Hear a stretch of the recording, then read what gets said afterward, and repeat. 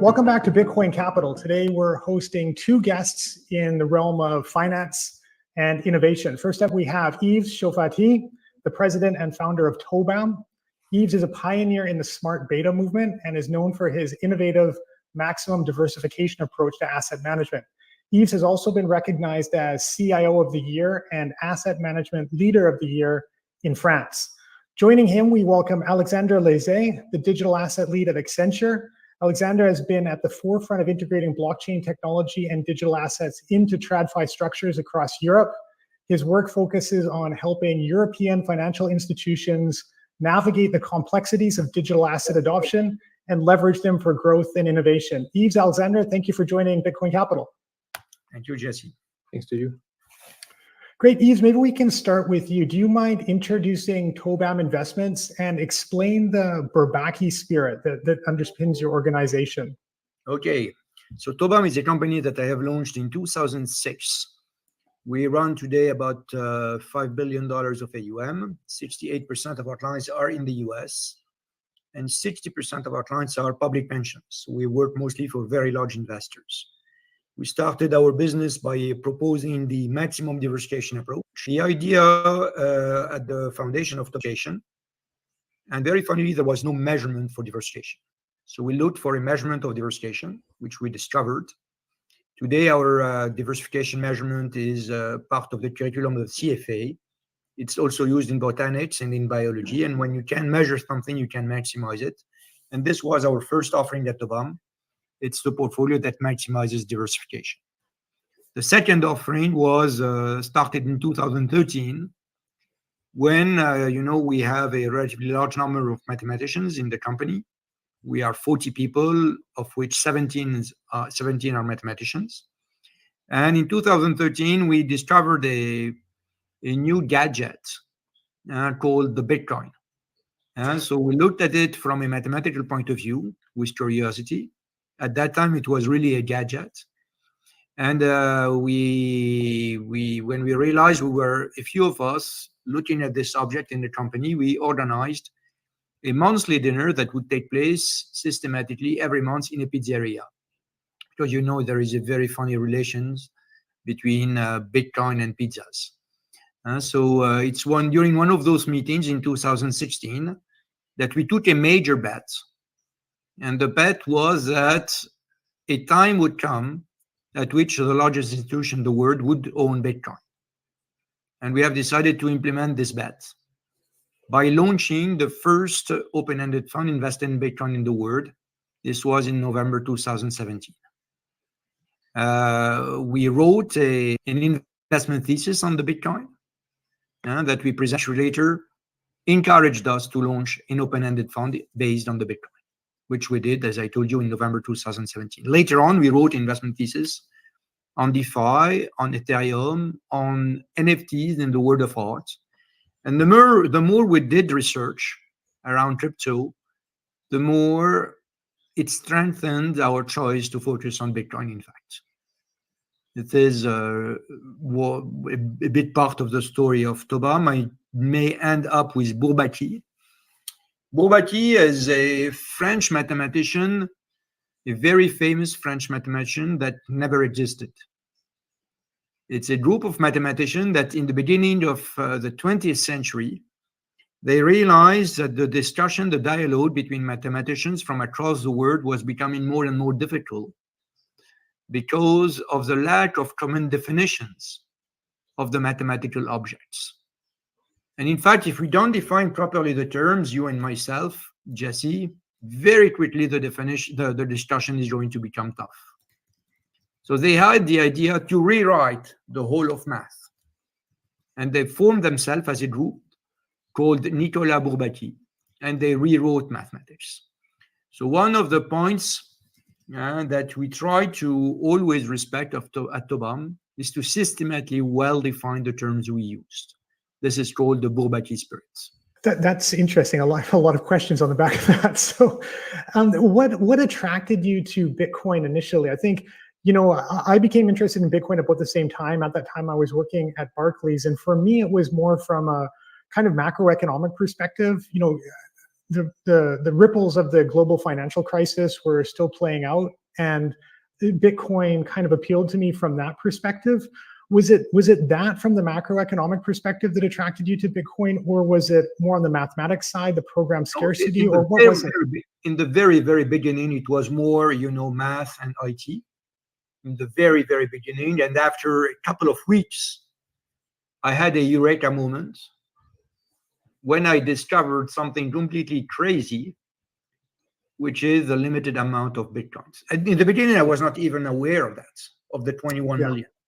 And after, I would say 10 days, probably, I realized that, 50 plus 25 plus 12 and a half, etc., times 210,000 makes 21 million. Yeah. And suddenly I realized that Bitcoin was even stronger than gold. Yeah. And I realized that the only equivalent of Bitcoin in the real world is Picasso's. In my mind, Satoshi did not invent digital gold. He invented digital Picasso's in a way. The number of Picasso's is effectively limited. The number of gold, the quantity of gold is unlimited, in fact, in the universe. And this guy invented, in my mind, he really invented the real version of what money should be. And this was a really eureka moment for us. We came to the Bitcoin via mathematics and IT, and it took us 10 days to understand that this was of another dimension. It was not about mathematics and IT, it was about money. And what was it like launching that open-ended fund in fourth quarter of 2017? How did, because I was doing stuff in Bitcoin in the industry in 2017 as well, and the interest in first quarter 2018 just dried up, right? As soon as the price started to roll over, I think there was a lot of concern that it had run its course. It was a fad. So what was that experience like, launching one of the first funds? It's very funny because we worked on that with a regulator on a relatively confidential basis. And at the end of November 2017, we issued the press release.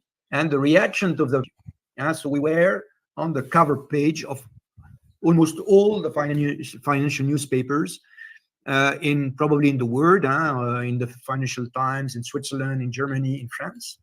And then we began receiving reactions from institutions.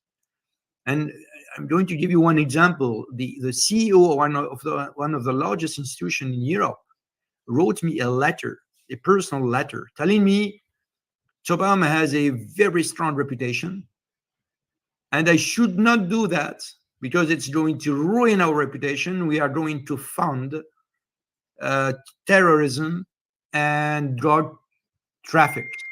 It was amazing. This was really the kind of reaction we had. There were some people that were more open-minded, but I would say that there is a line in the middle of the Atlantic that's segregated between two reactions. I usually say that most of time, when there is a technical innovation, in Europe, we'll look at it from the lens, or is it good or evil? In the US, they will look at it from the lens of does it work or not? So if it works, let's take advantage of it. When in Europe, very often people will look at a new technology and they will try to understand whether it's good or evil. I usually ask people, is a knife good or evil? A knife has nothing to do with good and evil. A knife works. And if it works, let's try to take advantage of it. And the reaction is really about that. And more in Europe, it was about good and evil. And more in the US, it was about does it work or not? And if it works, let's take advantage of it. So this was the kind of reaction we had. So most of the pushback and maybe the criticism you got came from people in Europe? Yeah, absolutely, yeah. Interesting. Well, Alexandre, I want to give you a chance to bring you into the conversation as well. Can you tell us about your journey with Accenture and your experiences in digital assets, and what are some of the focuses of your team? I think you're working on some really interesting stuff as well. Sure. Well, Yves has been very impressing with his pioneering in the space. So quite hard to come after Yves, of course. But yeah, I'm leading the digital assets team at Accenture for France and Benelux, and as well leading the offering for digital assets, native digital assets over the global blockchain team. We have more than 200 people at Accenture dedicated to blockchain technology, over half of it dedicated to financial services. And I would say there has been a major shift that we have observed through, of course, BlackRock ETFs and all of that. But where before our activity was 30% Bitcoin, crypto assets, 70% other type of activities, from central banks to tokenization. Now it's completely reversed. We are now at 70% of our activity dedicated to native digital assets here in France and Benelux. And to give you an example, here in France, we've been working with 4 major banks and also some corporations, and it includes digital asset custody strategy. So how to build institutional grade capabilities for custody. It includes, of course, Bitcoin as an institutional asset for treasury, for payments, which is not a use case that is still it's still emerging, but it's coming as well. Of course, the case for cross-border payments, global transfers of money across the world with digital assets, and as well the tokenization. So the tokenization of any type of financial assets. And we will be able to talk about it later on, but there is a big acceleration that has started since the Bitcoin ETF approval. Why do you think so much of the institutional focus has been on Ethereum? Do you think it's like Yves mentioned, where you first find out about Bitcoin, you do research on other things, and then you come back to Bitcoin? Or how do you explain so many people over the last couple of years focusing more on Ethereum than on Bitcoin? So actually, it's quite interesting because, as you know, Bitcoin is the overwhelming majority of the value in terms of market capitalization.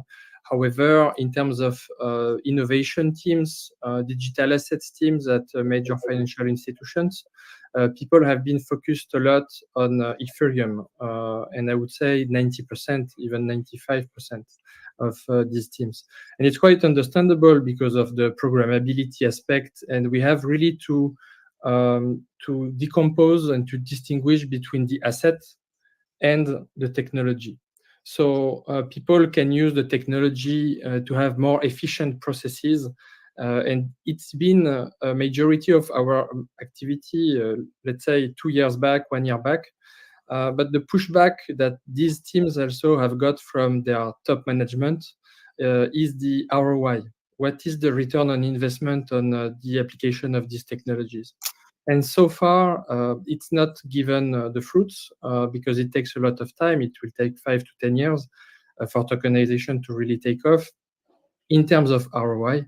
But so that's why I mentioned the Bitcoin ETFs was a key shift, because if you compare the focus of digital assets innovation team with the idea of the board, typically when we do board discussions, the question is always about Bitcoin first, because they see the asset, they see the involvement of BlackRock now, and the inflows of Bitcoin ETFs cannot be unseen as well. So the focus has really changed, I would say, and now the focus, 70%, we will be able to talk about it later, but we have done calculations and business case for major financial institutions. 70% of the business value until 2030 is on Bitcoin and crypto asset markets. So now the priority for investments at board level, at CEO level, is how do I generate ROI for the next 3 to 5 years? And now with the Bitcoin ETFs, and you've seen a lot of European banks moving this way as well, and more to come. This is really what is happening is first, let's get a real business on Bitcoin and digital and crypto assets. And let's use this as a base for including technology as part of our processes as a bank to really improve the cost that implies running financial asset issuance and tokenization and settlement. So really distinguishing the asset and the technology here, I think, is very important. Yeah, that's interesting. I mean, I think securitization. So a lot of the focus, I guess, from what I'm hearing, is that people are looking to securitize digital assets, and then the other end of that spectrum is, tokenizing traditional assets, and they're kind of contradictory because I think, the tokenization in the way that Bitfinex Securities does it is it takes out a lot of the intermediaries, and I think maybe that's beneficial in some ways for players in traditional capital markets, but for some of the constituents, it just removes them completely. They're not necessary. So where do you see the interest coming? Is it? I have a feeling that a lot of kind of the Wall Street types, that their interest in tokenization is because they want to fire their back office and increase their margins. Is that what you see for it, or do you think this will emerge as kind of restructuring of capital markets with things like, like are custodians necessary? Are central depositories necessary? Do you think these kind of questions are being asked? Or is it kind of more like, we want innovation, but we don't want really anything to change very much? So it's a bit frustrating as an answer, but I would say both. The first one, in terms of focus, is really how do I increase my revenues by approaching new markets, and how do I find new distribution rails. So this has been the case, for example, with BlackRock bringing traditional finance products to the crypto asset ecosystem. And it's been really the shift that happened, and the focus that is now the case for 90% of financial institutions is to go for new markets. The second, and I would add on this that we have estimated that by 2035, it will represent 15 to 30% of major financial institutions' revenues. So it becomes not only a small new market representing 1-5%, it will become a huge topic of digital transformation across these financial institutions. And this opens as well the second point. So the second point is, as you said, operational cost reduction. So, for example, JP Morgan has published that for their intraday financing on the repo use case, they were able to reduce by 56% their operating costs. That's such a much more diplomatic way to phrase it than I phrase it. Yes. So this is a major shift in terms of competitive advantage, because if in 5 years your financial institutions has 50% more operating costs on 15 to 30% of the business, it is a critical risk, I would say. Yeah. Then I would say that these financial institutions, how do they respond to that? The financial institutions have many types of entities with many different roles. And we have seen, of course, a big risk for major depositories, where by shifting the intermediary, we see typically that we don't really remove the intermediary, we typically replace it with a more efficient or smaller participant. And we've seen, I mentioned 56%, but we've seen up to 70% cost reduction on certain, for example, distribution of funds with certain players. Yeah, that's interesting. I mean, I think that's certainly part of our value proposition, is that we think that, we've actually got a much lower cost structure because of the technology. And that lets us go into markets that are kind of, underserviced by traditional capital markets, places like Latin America, places like Central Asia, places like Africa. And that's kind of where we see the opportunity. So that's interesting. Yves, how do you think how has the Bitcoin ETFs, how has that changed the investors that you talk to, their willingness to invest in Bitcoin? You mentioned some of the pushbacks and criticisms you've got initially with your fund, and one of the classic ones is volatility, right? As people would say, it's just too volatile, I can't do this. How do people approach that now? Okay, in fact, from a volatility point of view, I would not say it has really changed. What has changed with the ETF is really about the respectability of the asset.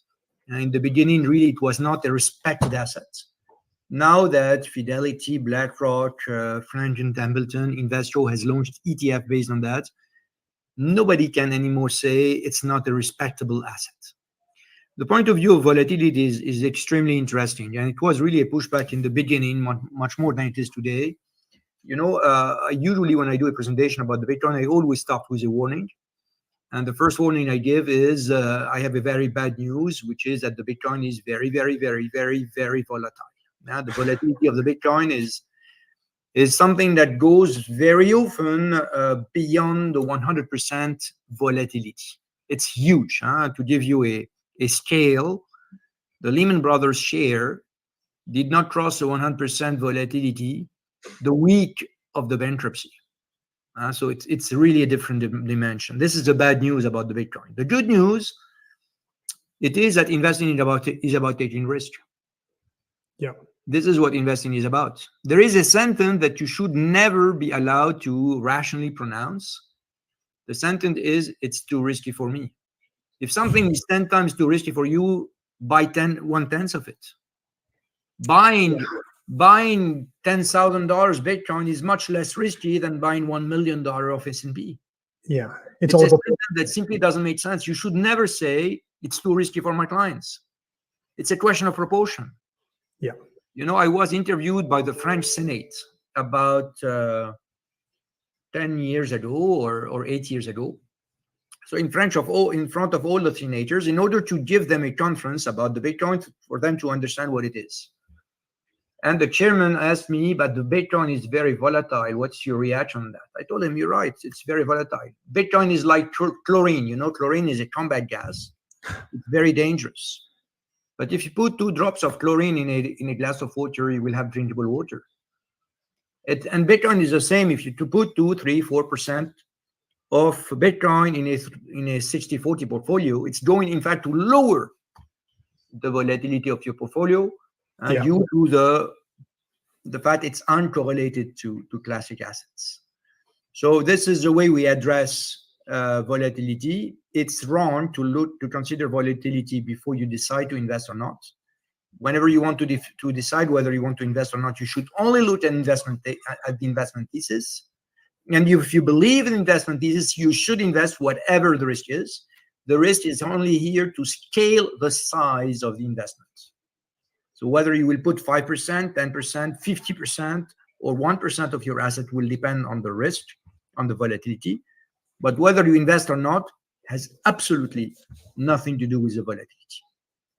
Yeah, that's such a great point. I think that's such a great point. And are people more receptive to that now? Do you see more interest from some of your pension fund clients and more mainstream institutional investors? Well, again, I have unfortunately to confess that there is a border in the middle of the Atlantic. In Europe, those who are receptive are the very large monofamily offices. So one of our first clients was an extremely large monofamily office in France. They stayed with us for a couple of years, and then they hired their own crypto traders, and they have now a desk for themselves. Then we have multifamily office, but unfortunately on the institutional side, it's been difficult. I believe that the European Central Bank has done an extremely poor job in many dimensions. So the ECB has done a very poor job in so many dimensions, completely failing in their only mission. They have only one mission, which is to protect the value of the euro, and they have failed miserably, as you know. They onboarded other missions that are anti-constitutional, and this increased their failure. And in addition, they gave their opinion on Bitcoin and on this kind of things, and unfortunately, it's costing Europe a lot. If you look at the landscape today, you will see that on the banking landscape, Europe is a disaster.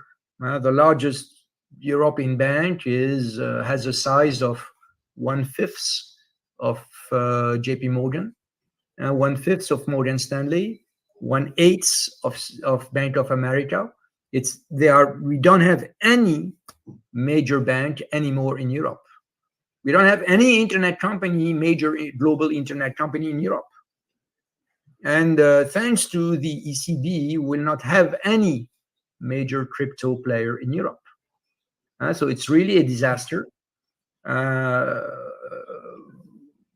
It seems that they are not changing their mind with relation to AI also. They have decided to start with regulation instead of starting with business. And this is costing Europe a huge gap of growth.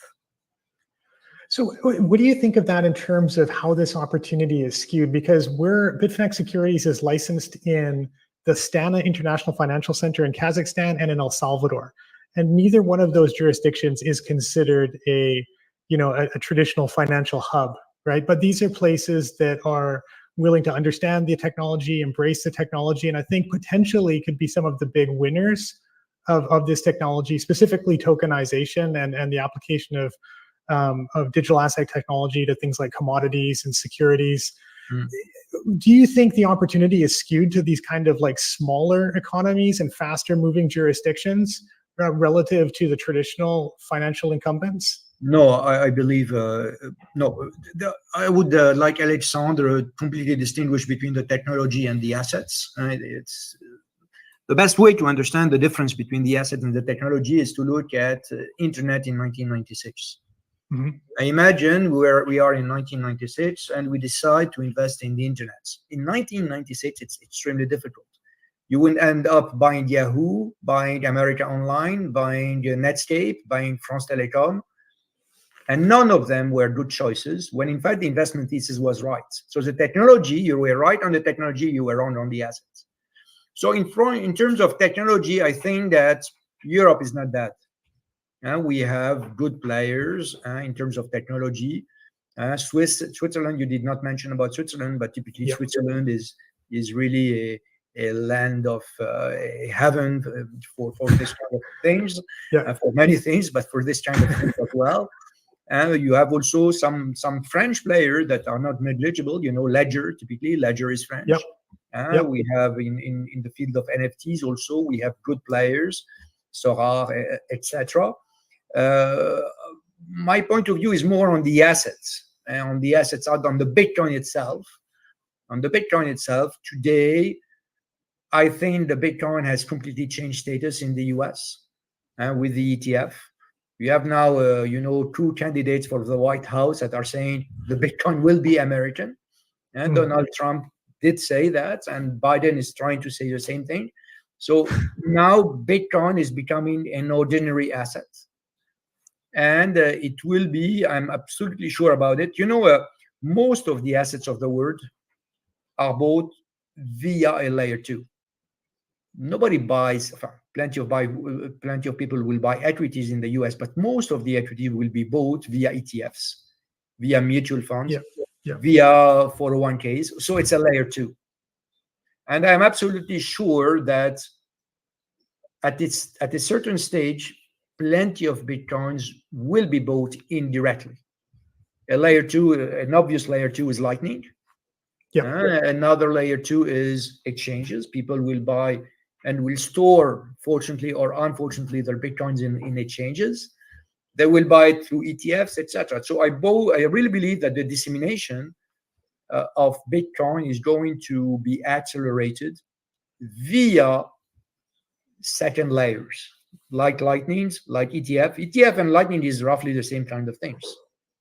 It's a layer 2. You don't own the Bitcoins directly, but you own certain virtues of the Bitcoins. And this is going to accelerate in the US. It has already accelerated. Today, about 85% of securities in the US are owned via funds. And I think it's going to be the same at a certain point for Bitcoin. Do you think those institutional players that maybe start purchasing ETF shares, do you think that eventually they will move into, just like you mentioned, you had a large family office that initially bought your fund and then they eventually started trading themselves. Do you think more people will do that as they understand the benefits of Bitcoin? Because I kind of feel like the price appreciation of Bitcoin is a Trojan horse, right? You come into it, you don't fully understand it. The 1% allocation you give it, it becomes 10, 15, 20, 50% allocation. And then you start doing a lot more homework on it and you realize, okay, it's got this whole set of other properties, censorship resistance, all of this stuff, decentralization, and I should really be custodying this myself. Do you think eventually the ETFs will kind of lead to that kind of understanding from people? Or do you think, traditional regulations, mandate restrictions, that will just keep people from, keep people in the traditional world? I really believe that the threats of centralization are not the same across the world. Yeah. You have to simplify the landscape. I would say that you have two kinds of governments across the world. Governments that are really trying to be at the service of their people, and some other governments that believe the people is at their service. If you look at the way things are perceived in China or in the US, it's two ends of the spectrum. I believe that there are plenty of things you can criticize with regards to government in the US. We are not still with the same kind of landscape as in China or as in some other autocracies. I believe that the value of holding your Bitcoins directly in some autocracies make plenty of sense. Holding your Bitcoins directly in the US has plenty of merits when compared to exchanges, but when compared to funds or ETF, it's a different story. When you own a fund, you own the assets of the fund, in fact, and you don't have an additional credit risk in the layer 2. When you own a note or an IOU on an exchange, you don't own assets. You own only an IOU. If you own a fund, it's a different story. And ETF, the most secure way to own any kind of assets is via a fund. People believe that an asset management company manages a fund. In fact, a fund is managed by a consortium of custodian, administrator, auditors, and things are relatively secured in a fund. And I will believe that, it makes sense for many people that are not as financially educated as others to own things via funds rather than to own them absolutely, completely directly. And I believe that the Bitcoin is also more compatible from a capacity point of view, etc., to be used as a layer 1 in a financial system which includes layer 2, rather than to be owned by every single individual in a direct way. And Lightning is a good proof of that, because Lightning is definitely a layer 2. Yeah. Yeah, but I think we've looked at Bitcoin historically as a disruptive technology, right? And I think its disruptive potential comes from the ability, censorship resistant, and being able to send transactions to anyone, anywhere, at any time. But seeing Bitcoin being kind of eaten by Wall Street and just completely absorbed into the beast, is it still disruptive technology? No, the main disruptive thing in Bitcoin, it is the fact that it's limited to 21 million. And it's peer-to-peer. It's really about being peer-to-peer. Why decentralization is important? Because of this book. That's a book written by Friedrich Hayek. It's called Denationalization of Money. In fact, Friedrich Hayek explains in this book that any kind of group of people that are provided with the monopoly of money issuance will fail. Because they are going to accumulate such a power that at the end they will be distracted by their initial mission, and they will have other missions, and those other missions will always come at the expense of the first mission. And this is why money will systematically fail as soon as it is administrated by people. Bitcoin is not administrated by people. The fact that there are 21 million of it is something which is extremely stable. And this is the eureka moment. It's when I discovered that Bitcoin, you buy a Picasso, you put it in a safe, and 10 years later, when you will open your safe, again, you will be richer. And this is what Satoshi has been able to create. It's absolute scarcity.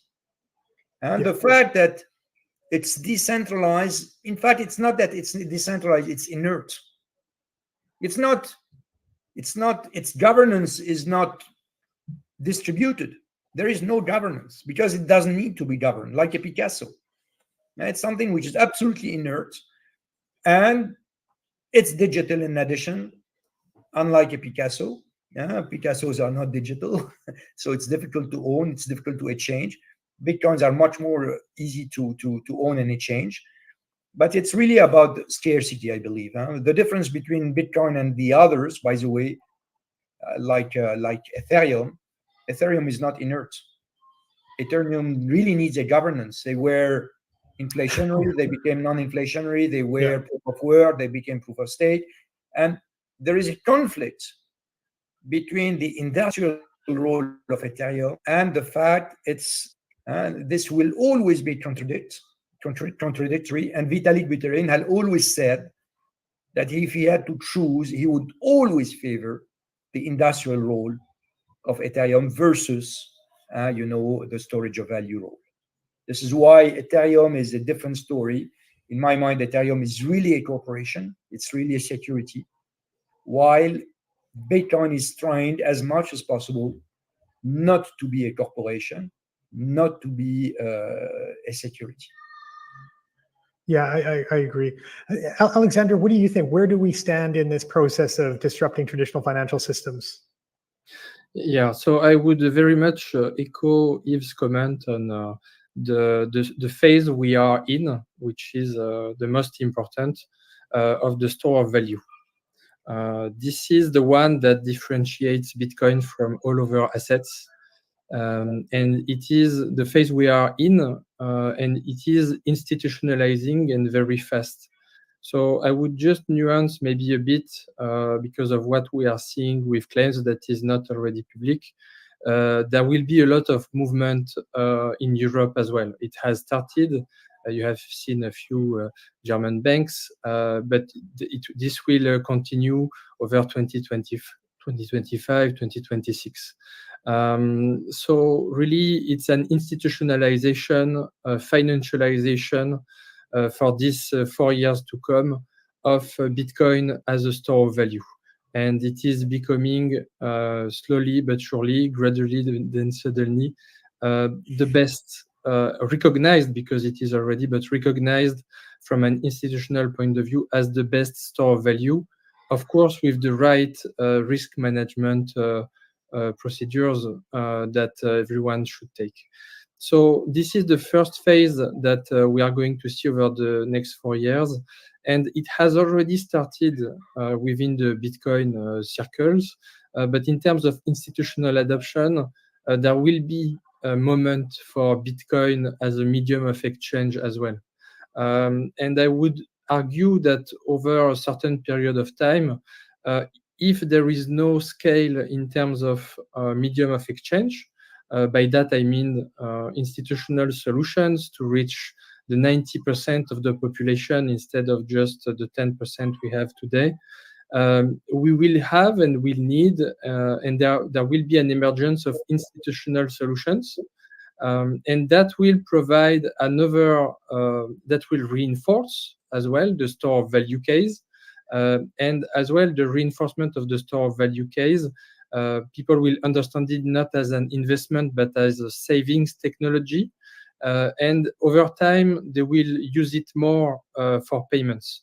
But this will, of course, take time. And then the third phase, I would argue, not 4 years, not 8 years away, but maybe 12, will be the unit of account. When you will have Bitcoin reaching levels of exceeding gold market cap and such, people will start to recognize it and to use it as their unit of account. Of course, Bitcoiners have already started, and we measure the world in terms of Bitcoin. But in terms of institutional adoption, I believe this will emerge as well.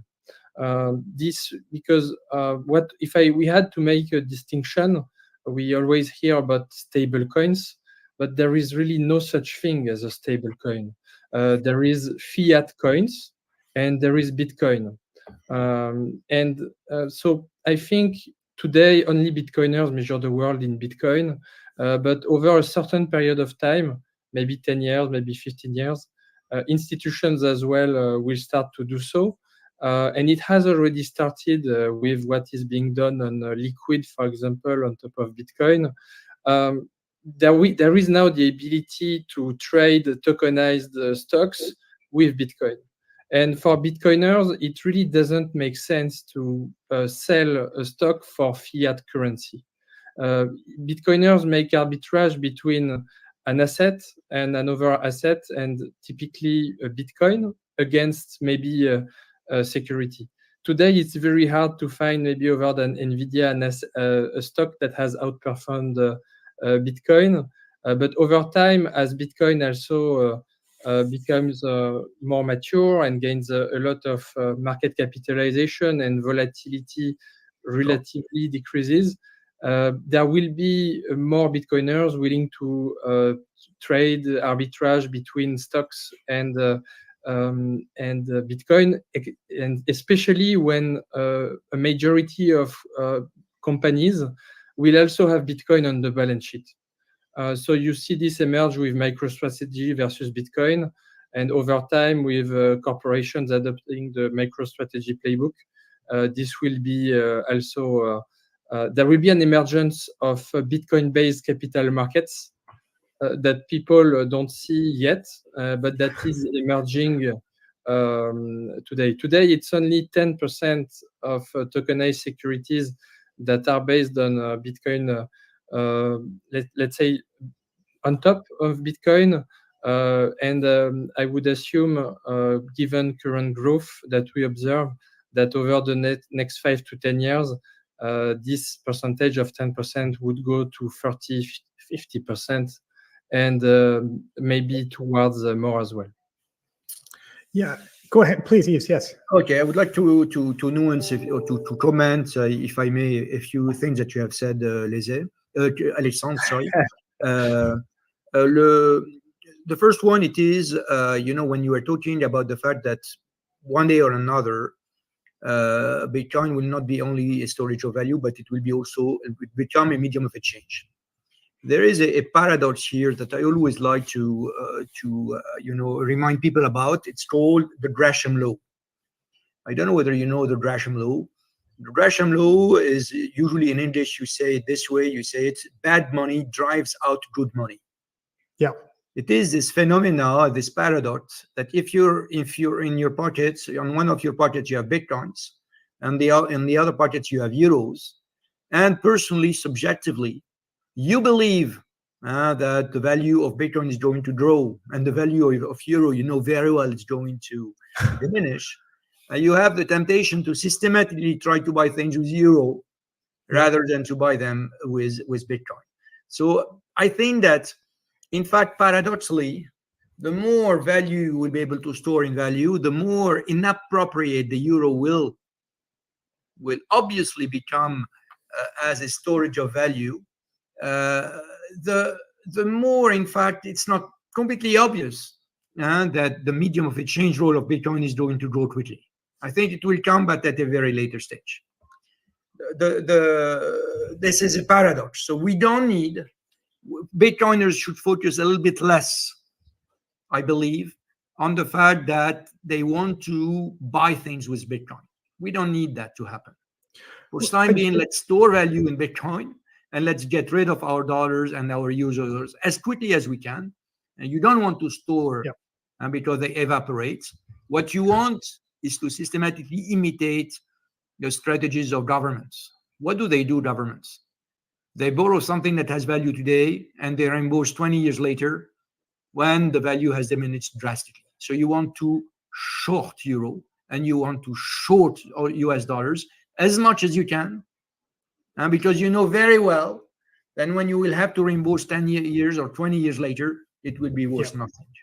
Yeah. And this is really a very important thing in my mind to have in mind. The other thing is about the parameters you described, Alexandre. You talked about volatility and price. I usually say that Bitcoin is governed by 4 parameters: the price, the volatility, the correlation, and the adoption. And the interrelationship And the relationship between those parameters is extremely fascinating. Because of the 21 million thing, of course, price and adoption are very much connected. If more and more people want Bitcoin, the price will go up because of the 21 million. This is completely mechanical. Why is Bitcoin so volatile? Because today Bitcoin is not really a currency. It's a project of a currency. The day it will be really a currency, the day it will be a standard way to measure value of things, the Bitcoin price will be probably close to $2 million. Today, Bitcoin is a startup. It's a project. Bitcoin is Google in 1996. And there is something nobody knows how to do in this planet. It's how to value a startup. The evaluation, the pricing of a startup is something impossible. How much is Google worth in 1996? Something between 0 and 2 trillion. Okay, and the more the zero scenario lowers in likelihood, the less the volatility will be high. And in order for the zero scenario to diminish drastically in likelihood, you need adoption to increase. So you see that the relationship between adoption on one side and price and adoption and volatility is in fact completely opposite, which means in fact that the real dilemma is whether you want to buy Bitcoin now that it's risky, or whether you'd better wait for a few moments, for a few years until it's less risky. The problem is that if you wait a few years until it's less risky, it's going to be more expensive. Yeah. So the real dilemma is, do you want to buy it now that it's risky and cheap, or would you prefer to buy it later when it's less risky but much more expensive? Well, it comes back to positioning, and it's the Hal Finney comment. It might be worth getting some in case it catches on, right? And it's about positioning. You buy what, will let you sleep at night. I think that's exactly, I think you nailed that so well at the beginning of the conversation. The last topic is correlation. Maybe I can say one word about correlation. Please. People tell you the Bitcoin could be is not so much uncorrelated. In fact, two comments about correlation. The first one, it is that I'm a statistician by background. And the first thing they tell you when you study statistics, it is that you should never give a statistic without its significance. So you should never say the Bitcoin has a zero correlation with the S&P. It doesn't make sense. Nothing has a zero correlation. If I play heads and tails with you, Jess, at the moment I will have 10 tails and you will have 10 tails. My volatility will be 0, your volatility will be 0, our correlation will be 1, but it will not be significant. The real sentence about the Bitcoin, it is that the correlation of the Bitcoin with the S&P is not significantly different from 0. It's not 0. Of course, nothing is at 0 correlation. Yeah. But at the moment, it will be 20%. At the moment, it will be 70%. At the moment, it will be minus 70%. It's not significant. Why is the Bitcoin uncorrelated? Because of two phenomena. Because in fact, the future of Bitcoin is already known. Either 20 years from now, the Bitcoin will be worth 0, or it will be worth close to $2 million. If it goes to 0, it will go to 0 alone, and its correlation will be 0. If it goes to 2 million, it will become a safety haven. And by definition, when is it that you shelter in the safety haven? When it's raining outside. And when is it that you get out of the safety haven? When it's sunny outside.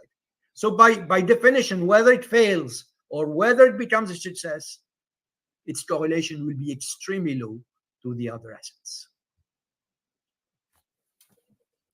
Now that's interesting. You also said something interesting at the beginning too about the propensity to spend Bitcoin and it becoming a medium of exchange. I think that's one of the most interesting things about Bitcoin is the time value of money concept and how Bitcoin kind of flips that on its head. And I think this segues really nicely into sustainability, because I thought that that's one of the greenest things about Bitcoin is that your propensity to spend and consume and waste money is less on a Bitcoin standard, because your understanding is that Bitcoin over time will go higher. So you're reluctant to consume. And I think that flips the time value of money kind of on its head. How do you think of Bitcoin in terms of sustainability? I know that's one of the focus for your fund. You're talking to me, I guess. Huh? Yes. And so in terms of sorry, Alexandre, I will bring you in after this. Now, in terms of sustainability, you have many aspects of sustainability. Plenty of people. Sustainability, in fact, is ESG. Yeah. Most of people will focus on E, which in my mind is absolutely wrong. You should not focus only on E. S is extremely important. If you invest in Russia, if you invested in Russia 5 years ago, you would have lost everything. Okay, and it has nothing to do with E. It was really the S that was a problem. It's very important to invest in democracies rather than to invest in autocracies, because autocracies are almost by definition unsustainable. They always fail. So you did not mean sustainability. You meant, I guess, E. So let's do. Our fund, in fact, had got plenty of negative reactions in the beginning because it was really a pioneer. And one of the reaction was, you're going to pollute the planet, etc. You're going to release plenty of CO2. Oil the oceans. This is why our fund is called, in fact, the TOBAM Bitcoin CO2 Offset Fund, because we systematically offset the carbon footprint of all of the Bitcoins we buy. Offsetting is not something which is extremely expensive. So we systematically pay for that ourselves. It's not the fund that pays for that. And we systematically offset that. Now, there is a problem with some Bitcoiners. They believe that Bitcoin will cure cancer. In fact, Bitcoin will not cure cancer. And Bitcoin does not cure cancer. Bitcoin does not solve all the problem of humanity. And with regards to the growth of the economy, which could be unsustainable, etc., I'm not sure, in fact, Bitcoin solves this problem. Why is that? Imagine I write on a piece of paper to Alenxandre Laizet,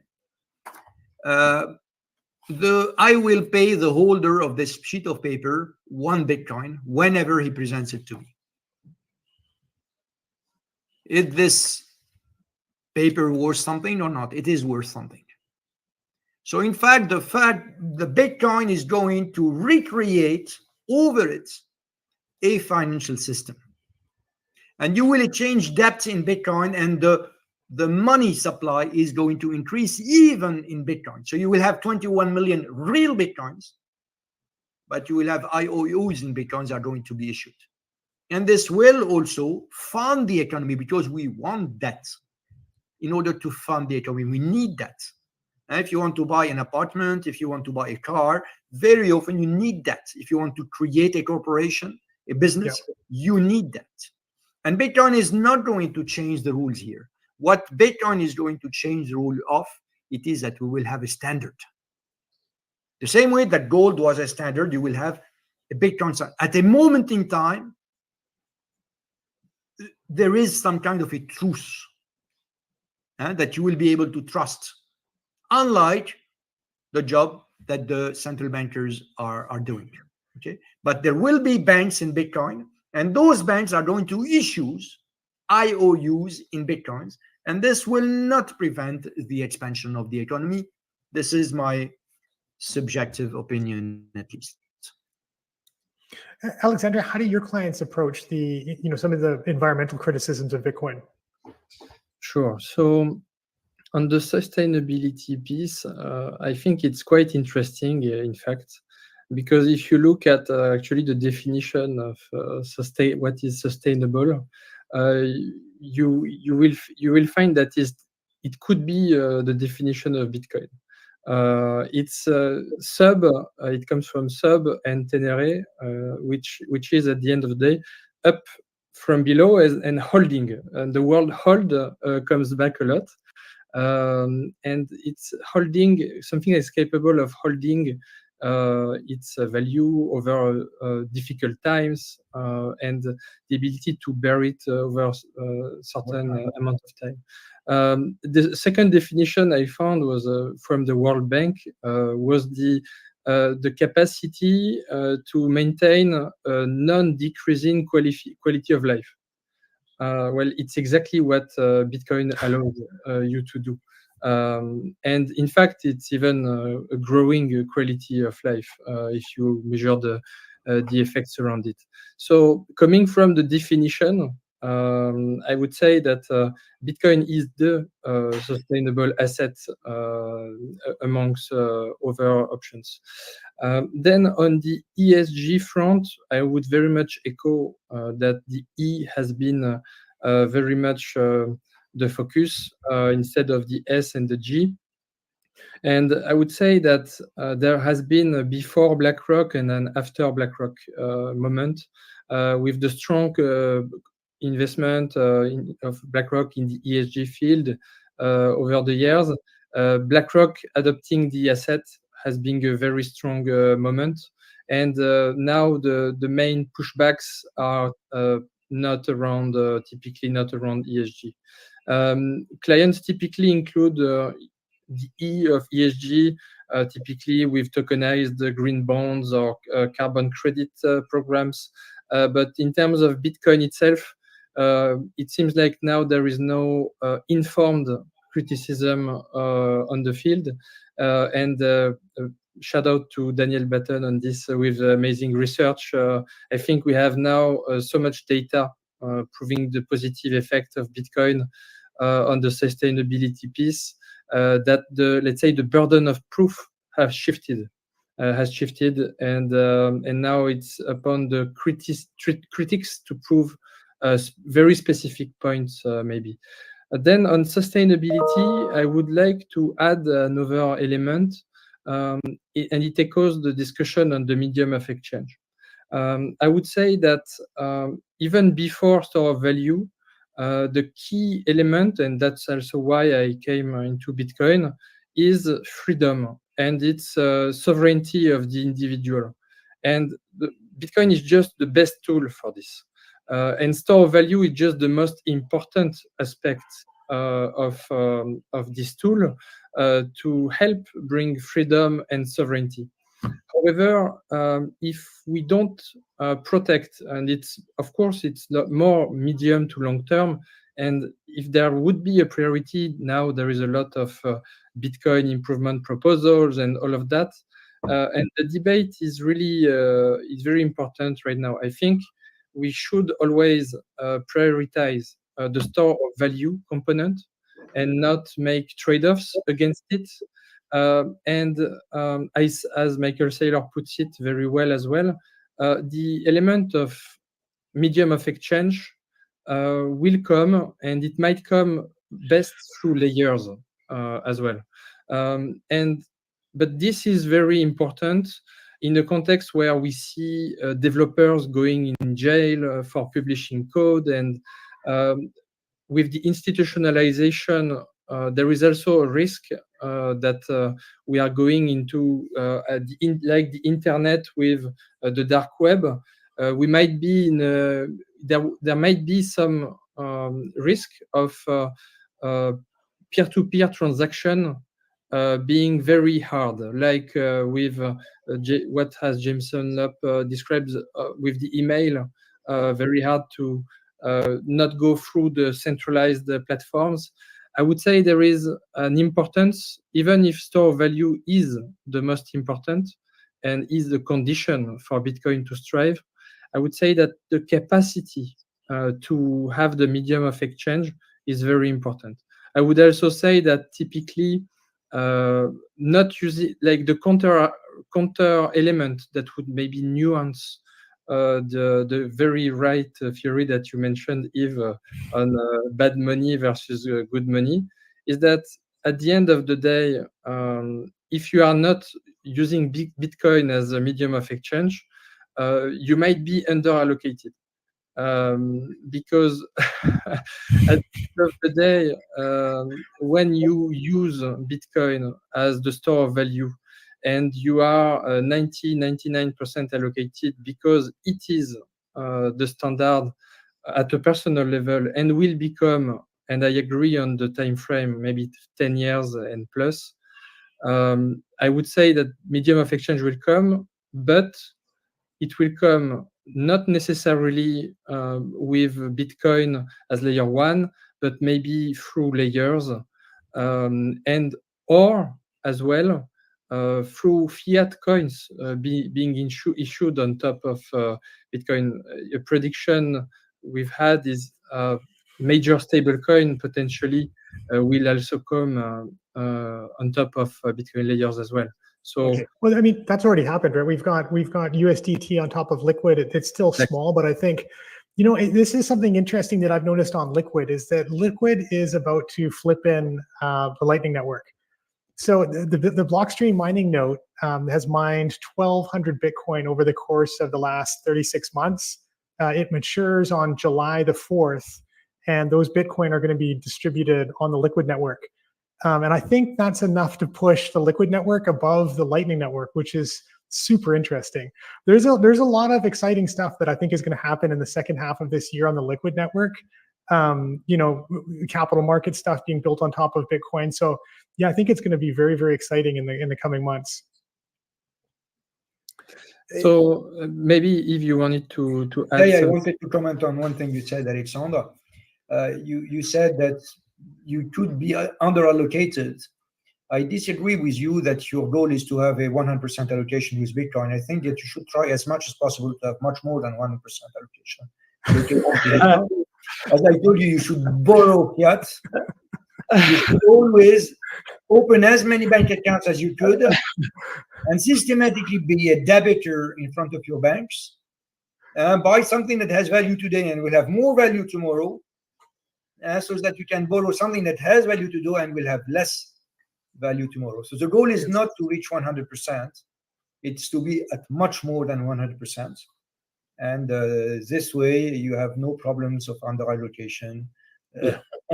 We are not, Alexandre, show some conviction. we are not in disagreement on this. We are not in disagreement. Okay.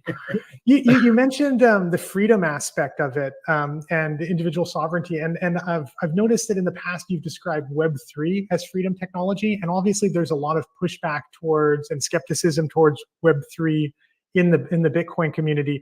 How would you kind of frame the importance of Web3 to Bitcoiners? So and how would you define it? Yes. First of all, let's. Oh, sorry. Yeah, you were talking to Alexandre. Sorry. Yeah. Of course, Web3 has been very much associated with fiat coins, to say the least. So the key thing in terms of definitions, again, Web3 was just a description to show that we had Web2, the Internet of Information, and Web3, the Internet of Value. And Bitcoin is the best asset and technology for the Internet of Value. However, Bitcoin, and it is good for Bitcoin, that there are other options in the market. And before being a Bitcoin maximalist, I'm more of a freedom maximalist. And I believe Bitcoin should win in the free market. And that what is good for Web3 in general, meaning developers pushing code using cryptography to perform transactions in the way that they want, everything in this matter is good for Bitcoin. Either it proves that Bitcoin is the best asset and technology, or it provides potential inspirations for its evolution. Or it proves use cases that are not valid, or it proves that use cases are valid. So overall, I would just say that Web3 is kind of misunderstood, and I understand why Bitcoiners typically say Bitcoin, not crypto, Bitcoin, not Web3, and all of that. And it's very much valid in terms of the perception of the meaning of the word. But from the strict point of view of Internet of Value and free market, I would say that all of Web3 is at the end good for Bitcoin, and people should make their own choices. Then I fully agree as well that not everything should be treated equally, in the sense that some practices in Web3 are not acceptable and that, of course, using, for example, tokens just to benefit from retail investment and not, let's say, have a respectful and responsible behaviors is not acceptable. But Web3 in general, I see it just as Internet of Value, with Bitcoin as a cornerstone. Great. Well, we're at an hour here, so maybe the final question for the both of you. Looking forward, maybe the next 2 or 3 years, how do you see the integration between TradFi and the world of Bitcoin evolving in Europe? Yves, do you maybe want to start off? Yeah, Go ahead. So, in terms of future, your question, Jesse, is more on the future perspective of. Yeah, how do you see, the world of Bitcoin meshing with the traditional financial system, and potentially your clients from more mainstream institutional investors? Sure. So, in terms of the perspective from our clients, you can expect over the next year or so more banks providing access to Bitcoin and other crypto assets. This is the main thing that is happening right now. And just a quick figure, already 85% of European and American systemic banks pragmatically allow access to Bitcoin or other crypto assets, either through the Bitcoin ETF access, through investment in crypto asset companies, or through other activities that they build using public blockchain technology.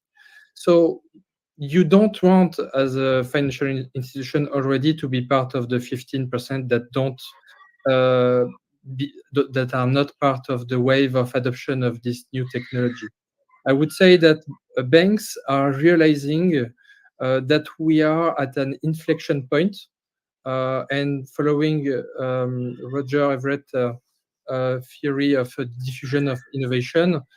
Today we are at 5%, 10% of adoption, and over the next 10 years, we will cross the inflection point, the exponential institutional adoption takeoff, across the 10 to 20% of the adoption of the technology. So banks are recognizing this shift, and they are positioning. They are starting with custody. They are starting with, of course, trading, the investment use case, and this will be the major business case for the next 5 years. And on the back end, they are working on digital money applications, mainly today with stablecoin, deposit tokens, and all of that. And as well on the tokenization of financial assets. And what I expect is a growing role of Bitcoin-based solutions in terms of not only the main business case for the next 5 years, but also on the tokenization piece, because I think there is some education yet to do on this front to see the benefits in terms of security, because even if you have other options that have more distribution today in terms of tokenization, you need to build on foundations that are secure and decentralized. And Bitcoin is the best technology for this. So I would say that over time, network effects will grow and move towards the technology and the asset that has the best security and decentralization. And of course, solutions like Liquid provide also confidentiality and modularity that is very well appreciated by financial institutions. I think that's very, very well said. Yves, anything to add? How do you see these two systems that have historically been kind of walled off from each other? How do you see them interacting and integrating over the next couple of years? I think that, again, I'm sorry, but I have to differentiate between what's happening in the US and Canada on one side and what's happening in Europe on the other side. Alenxandre has probably a more documented point of view than I have with regards to the projects of the big players in Europe. But apart from that, today I have to say that it seems that the two worlds are completely converging in the US and in Canada. Today, Bitcoin is an ordinary asset in North America. For the time being, I think my perception, at least, it is that it's far from being the case in continental Europe, at least, and especially in the EU. I believe that the regulation that has been put in place in the EU in the last 2 or 3 years is not going to help consider Bitcoin very easily as an ordinary asset. But maybe I am wrong. So I am less optimistic than Alexandre from the point of view of EU. And with regards to America, the UK, Switzerland, I would say that the convergence has already started. Yeah, That's great. Well, different time frames for sure in terms of the integration, to say the least. But it's coming. Yeah. I love the optimism. Well, that's great. Well, thank you.